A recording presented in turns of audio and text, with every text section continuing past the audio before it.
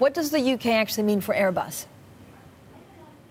The UK is hugely important for Airbus and vice versa. Airbus makes the wings for all its aircraft in the UK and in the UK only, and that's a really high-profile part of the plane. It's something that's the UK has guarded very closely over the decades. A lot of other sites across Europe have been very interested in this work component. There's sites in Germany, there's sites in France that have said we'd really like to have a slice of this part of the plane, and it's always remained in the UK. It's heritage. And there's a whole sort of slew of suppliers that are also attached to this. So you mentioned that Airbus has 14,000 employees in the UK, but there's probably 100,000 additional workers tied to that. Companies like GKN, Cobham, Senior, that whole host of suppliers that would be attached to this. And should Airbus move out of the UK, it would be absolutely catastrophic for the company and for the country.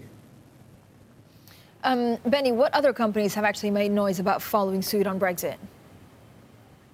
This is probably from Airbus the strongest comment we've had from anyone in the corporate world. A lot of companies over the last 2 years have sort of been hoeing and humming and saying, well, we're considering our options, we're taking a close look at what's happening. But as the political negotiations get more complicated and frankly more acrimonious, we are seeing this pick up.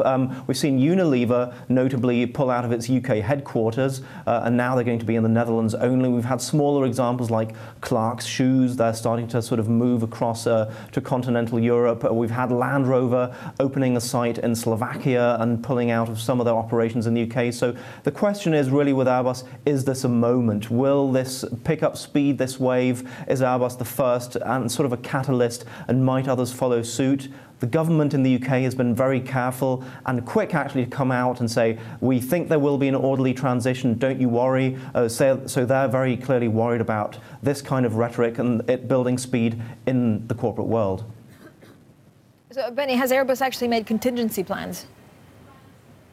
There have been a couple. The chief operating officer, Tom Williams, who spoke about these thoughts this morning, he said we're starting to stockpile some of our products at some sites because a lot of these products crisscross the channel many times before the plane is complete. So they really can't afford any kind of break in that supply chain. So you're already seeing them starting some kind of a contingency plan here. A full pullout is some time away, but you're already seeing some prep work going on here.